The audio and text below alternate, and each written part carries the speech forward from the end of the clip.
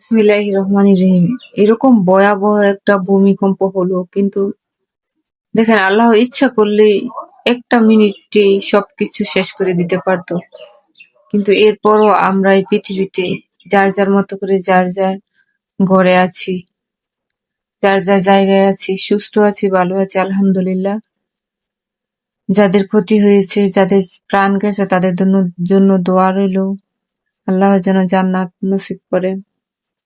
আর আমরা আমরা এখনো ভালো আছি, এরকম অবস্থা তো আলহামদুলিল্লাহ। সবচেয়ে বড় আলহামদুলিল্লাহ হচ্ছে এটা, যে আমরা অনেক ভালো আছি।